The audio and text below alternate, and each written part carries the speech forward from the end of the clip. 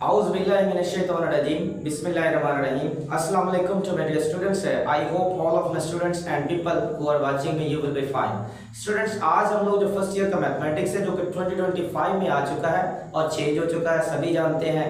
आज हम लोग उसकी एक्सरसाइज जो 4.2 है ये करने जा रहे हैं, जो कि ये एक्सरसाइज जो रिलेट करती है डिटर्मिनेंट्स के बारे में। वैसे जो चैप्टर नंबर 4 है ये मैट्रिसेस एंड डिटर्मिनेंट्स के बारे में है। सो लास्ट वाला लेक्चर आप लाजमी तौर पर वॉच करें क्योंकि उसी से रिलेटेड आज मैं प्रॉब्लम करने जा रहा हूँ। लास्ट वाला लेक्चर मैं थोड़ा सा आपको रिकॉल कर देता हूँ। लास्ट वाला लेक्चर में हम लोगों ने डिटर्मिनेंट्स सीखा था।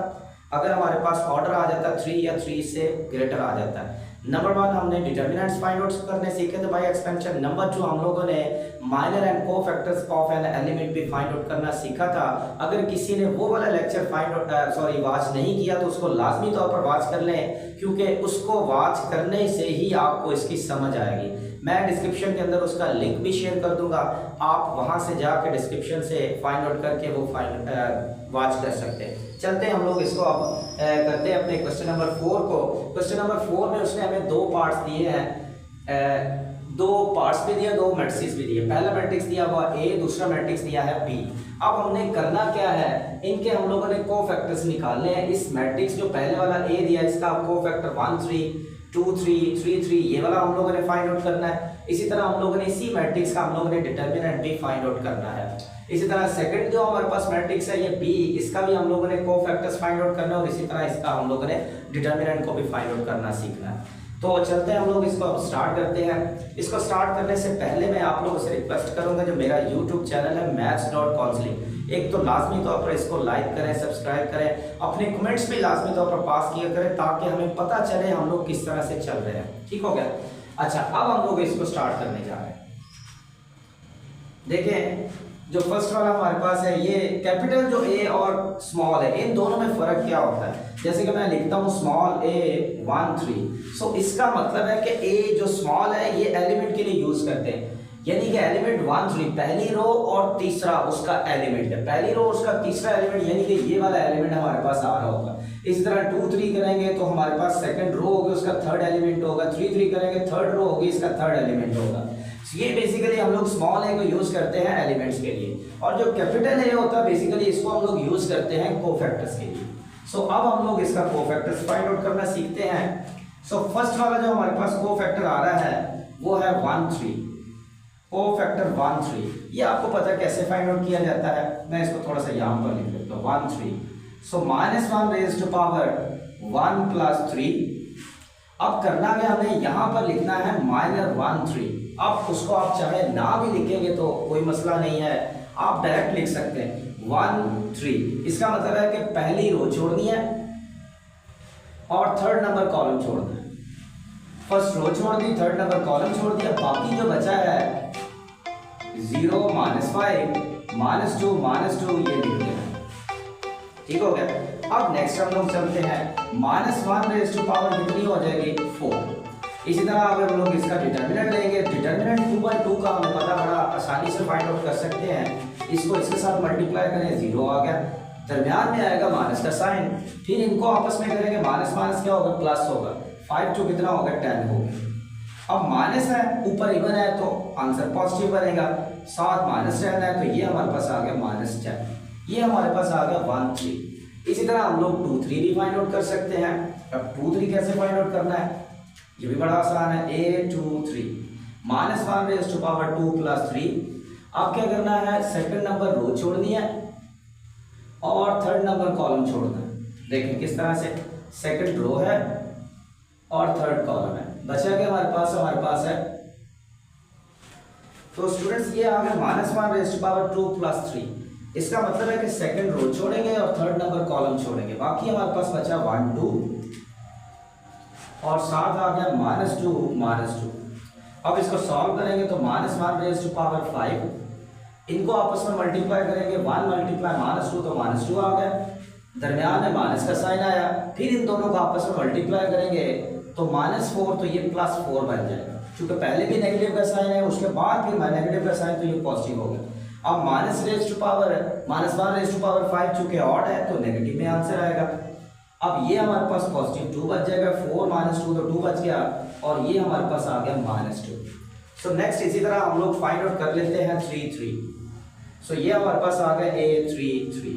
सो इसका मतलब -1⁻³ + 3, और यहाँ पर हमने क्या करना है, थर्ड नंबर रो छोड़नी है और थर्ड नंबर ही हमने कॉलम को छोड़ देना है। ये नेगेटिव का साइन है, थर्ड नंबर रो गई और थर्ड नंबर कॉलम गया, बाकी हमारे पास बचा ये थर्ड रो इस तरह से 1 2 0 -5 1 2 0 -5। सो ये हमारे पास आ जाएगा -1 कितनी होगी 6, और साथ में इसको हम लोग आगे इसका डिटर्मिनेंट लेंगे तो ये -5 दरमियान में आया माइनस, फिर उसके बाद इसको इसके किया तो ये बन जाएगा 0। क्योंकि -1 की पावर इवन है, सो ये हमारे पास +1 बन जाएगा, और ये -5 है तो ये -5 हमारे पास आ। सो ये हमारे पास आ गए कोफैक्टर्स 1 3 2 3 एंड 3 3। आप लोगों ने देखा बड़ा आसान है फाइंड आउट करना। इसी तरह हम लोग इसका डिटर्मिनेंट भी फाइंड आउट कर सकते हैं। अच्छा, अब डिटर्मिनेंट निकालने के हमारे पास मेथड कौन कौन से हो सकते हैं। नंबर 1 तो बाई एक्सपेंशन हम लोग कर सकते हैं, एंड नंबर 2 हम लोग क्या कर सकते हैं कि जो हम लोगों ने कोफैक्टर्स फाइंड आउट किए हैं, ये वाले कोफैक्टर्स अगर हम लोग इनके क्रॉसपॉन्डिंग एलिमेंट्स ले लें, उनका आपस में इनके साथ प्रोडक्ट ले लें, तो देन फिर भी हम लोग क्या कर सकते हैं, इसका जो है डिटर्मिनेंट फाइंड आउट कर सकते हैं। सो मैं खैर इसको बाई एक्सपेंशन करना चाहूँगा, क्योंकि हमने पहले भी बाई एक्सपेंशन सीखा। वैसे तो मैंने लास्ट वाले लेक्चर में मैंने आपको बताया होगा कि आपने बाई एक्सपेंशन कैसे करना और कोफैक्टर्स और उनके क्रॉसपॉन्डिंग एलिमेंट्स को यूज़ करते हुए कैसे फाइंड आउट करना है, ये भी मैंने आप लोगों के साथ शेयर किया हुआ है। अब हम लोग इसका डिटर्मिनेंट ले लेते हैं। So determinant of A will be equals to 1 2 -3, उसके बाद 0 -5 0, उसके बाद -2 और 7। अब मैंने ये भी आपको बताया था कि आप लोगों ने जब इसकी एक्सपेंशन करनी है, जो फर्स्ट वाला आप जिस पर मर्जी चाहे कर सकते हैं, लेकिन एक मैंने बात और बताई थी कि जब एक्सपेंशन कर रहे होते हैं,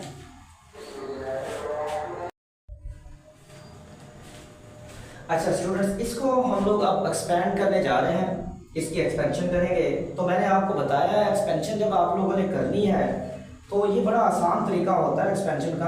पहले साइन को फिक्स अप कर लिया करें, साइंस जो जहाँ से आपने स्टार्ट लेना है, ये तो वैसे पहला पॉजिटिव ही रहना है, ठीक होगा। अच्छा, एक्सपेंशन करते वक्त हम लोगों ने, मैंने आपको एक और बात भी बताई थी, वो ये बताई थी कि जब आप एक्सपेंशन कर रहे हो तो वैसे किसी रो या किसी कॉलम पर आप कर सकते हैं, लेकिन ज्यादातर वो वाली रो या वो वाला कॉलम सेलेक्ट किया करें जिसके अंदर एलिमेंट्स हमारे पास ज्यादातर 0 होते हैं। जैसा कि अगर मैं यहाँ पर देखूँ तो ये रो 2 नंबर जो है ना, रो नंबर 2, इसके अंदर ज्यादातर एलिमेंट्स हमारे पास 0 हैं, तो यहाँ पर एक्सपेंशन करना आसान है। ये भी मैंने बताया था क्यों आसान है, क्योंकि जब हम लोग किसी रो या किसी कॉलम पर एक्सपैंड कर रहे होते हो तो 0, चूंकि उनके साथ मल्टीप्लिकेशन होती है तो वो सारा कुछ 0 हो जाता है। सो कैलकुलेशन करने में आसानी हो जाती है, अदरवाइज आप किसी से भी कर सकते हैं। तो ज्यादा कोशिश करें कि जिसमें ज्यादातर एंट्री 0 आ रही है उसके साथ कर ले। हाँ, लेकिन साइन का ख्याल रखिएगा, ये फर्स्ट पॉजिटिव है, उसके बाद अल्टरनेट साइन लगा लें, नेगेटिव पॉजिटिव। अगर इधर चल पड़े तो यहाँ पर आप पहला पॉजिटिव, फिर नेगेटिव और फिर पॉजिटिव। अच्छा, चूंकि हमने रो 2 पर इरादा किया कि हमने रो 2 के ऊपर इसको एक्सपैंड करना, क्योंकि यहाँ पर एंट्री ज्यादा 0 आ रही है। ये पहला रो 2 के अंदर फर्स्ट नेगेटिव है, ये पॉजिटिव होगा और ये फिर नेगेटिव हो जाएगा। ये वाले साइन तो मैंने वैसे यहाँ पर मेंशन किए ताकि हमें आसानी हो जाएगा आपको समझने में। अब देखें, हम लोग यहाँ पर लिख देते हैं एक्सपेंडिंग बाय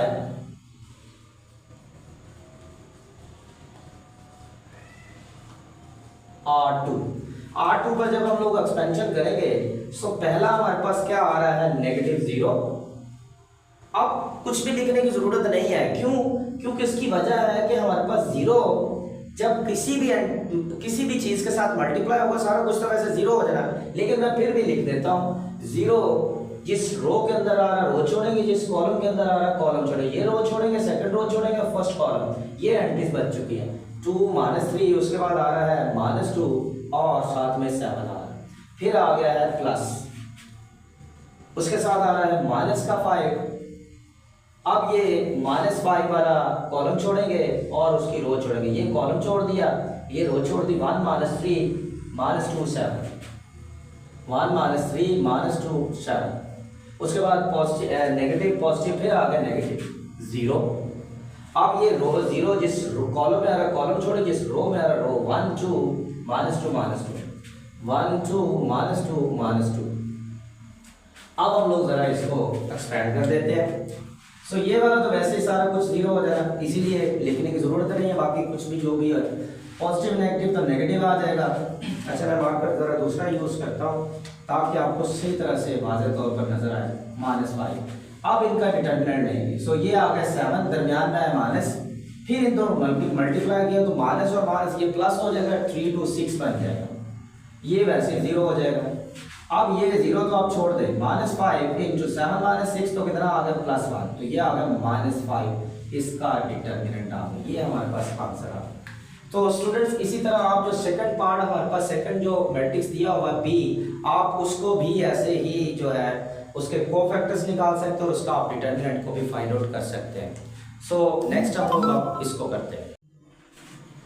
अच्छा स्टूडेंट्स इसी पैटर्न पर, जिस पैटर्न पर हम लोगों ने एक जो मैट्रिक्स है उसके हम लोगों ने कोफैक्टर्स उसका डिटर्मिनेंट फाइंड आउट किया, इसी पैटर्न पर हम लोग जो बी मैट्रिक्स है उसके कोफैक्टर्स जो हमें डिमांड हमसे किया 3 1 3 2 3 3, ये हम लोगों ने फाइंड आउट करने हैं और साथ में इसका डिटर्मिनेंट भी फाइंड आउट करना है।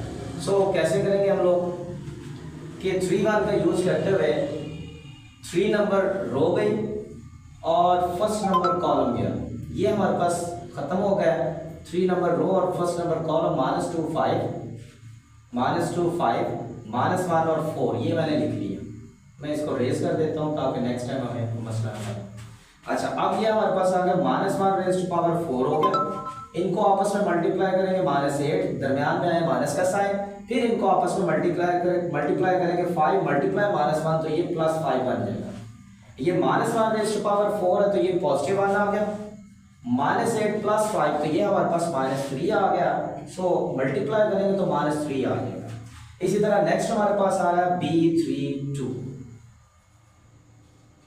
-1 + 2। अब इसका मतलब है कि थर्ड नंबर रो छोड़ेंगे और सेकंड नंबर कॉलम छोड़ेंगे। Third number row second number column -5 5 उसके बाद -3 4 देखिए इसको सॉल्व करेंगे तो हमारे पास आ जाएगा -1 × 5, इनका डिटर्मिनेंट लेंगे -20, दरमियान में है माइनस, फिर इनको मल्टीप्लाई करेंगे तो -15 तो ये हो जाएगा +15 आ जाएगा। अब इसको हम लोग सॉल्व करेंगे। सो ये मैं इधर ही कर देता हूँ इसको, ये आ जाएगा -1 की पावर है 5 तो -1 ये आया, उसके साथ ये आ गया -5 आ गया, तो ये हमारे पास +5 बन जाएगा। इसी तरह लास्ट वाला हमारे पास आ रहा है इसका कोफैक्टर B33 तो -1 × 3 + 3, थर्ड नंबर रो गया और थर्ड नंबर कॉलम गया, थर्ड नंबर रो और थर्ड नंबर कॉलम -5 -2 उसके बाद -3 -1। सो ये हमारे पास आ गया -1 × 6, इनको मल्टीप्लाई किया +5, दरमियान में आया माइनस, फिर इसको मल्टीप्लाई करेंगे +6 होगा। सो -1 × 6 क्योंकि इवन है तो ये +1 बनेगा और ये -1 आ गया, तो एट द एंड हमारे पास -1 आ जाएगा। सो ये हमारे पास आ गया कोफैक्टर ऑफ B 3 1 3 2 और 3 3 आ चुके हैं। इसी तरह आप सेम उसी पैटर्न पर जिस तरह से हम लोगों ने इसका डिटर्मिनेंट फाइंड आउट किया है, इसी तरह आप B का भी डिटर्मिनेंट फाइंड आउट कर सकते हैं। डिटर्मिनेंट ऑफ B हमारे पास क्या होगा, आप किसी रो या किसी कॉलम पर एक्सपेंड कर दें, क्योंकि इसमें कोई ऐसी रो या कोई ऐसा कॉलम है जिसमें तमाम एंट्री 0 आ रही है, तो इसीलिए आप किसी पर भी इसको कर सकते हैं। मैं इस पर जो है फर्स्ट रो पर ही कर देता हूँ, साइन लगा लीजिएगा, पहला पॉजिटिव फिर नेगेटिव फिर पॉजिटिव, ये अल्टरनेट साइंस लगा रहे हैं। सो फर्स्ट हमारे पास क्या आ रहा है प्लस का, तो ये -5 इसकी एंट्री है, एंट्री का एलिमेंट -5 का रो छोड़ेंगे कॉलम छोड़ेंगे। सो -1 4 उसके बाद -1 और 2 पॉजिटिव, उसके बाद आ गया नेगेटिव का साइन, फिर है हमारे पास -2 है, ये लिख देंगे और साथ में इसका डिटर्मिनेंट किसका लेंगे, -2 वाला कॉलम छोड़ेंगे, -2 वाली रो छोड़ेंगे, -3 4 उसके बाद आ रहा है -2 और 2 आ रहा है, पॉजिटिव नेगेटिव फिर आ गया पॉजिटिव का साइन, यहाँ पर अब मैं पॉजिटिव का साइन डाल देता हूँ। 5 है, 5 जिस कॉलम में आ रहा है कॉलम, जिस रो में आ रहा है रो छोड़ दी, -3 -1 उसके बाद आ रहा है -2 -1। अब इसको सॉल्व करेंगे -5 इंटू, इनको मल्टीप्लाई किया तो -2 आ गया, दरमियान में आया माइनस, फिर इसको करेंगे -4 है तो +4 बन जाएगा। नेक्स्ट माइनस माइनस प्लस 2 बन गया हमारे पास, इनको मल्टीप्लाई किया -6 दरमियान में है माइनस, फिर इसको किया -8 है तो +8 बन जाएगा, +5 इंटू इनको मल्टीप्लाई किया 3 दरमियान में है माइनस, फिर इसको मल्टीप्लाई किया तो +2 बन जाएगा। ये हमारे पास आ जाएगा -5 इंटू 2 आ गया, +2 इंटू 2 बन गया, 3 - 2 तो ये 1 आ गया। अब इसको मजीद हल करेंगे तो ये -10 + 4 + 5 ये आ गया, -10 + 4 + 5 तो ये तो 9 हो गया, -1 इसका आंसर आ गया। स्टूडेंट्स ये हमारे पास था क्वेश्चन नंबर 4 जो कि हम लोगों ने उसके कोफैक्टर्स फाइंड आउट करना सीखे, उसके साथ हम लोगों ने डिटर्मिनेंट्स को भी फाइंड आउट करना सीखा। उम्मीद है आप सबको समझ आ चुकी होगी। इंशाल्लाह जो नेक्स्ट वाला लेक्चर होगा हम लोग उसमें नई जो हमारी प्रॉब्लम्स आएंगी उनको भी हम लोग सॉल्व आउट करना सीखेंगे। तब तक के लिए मुझे इजाज़त दीजिए। अल्लाह हाफिज़।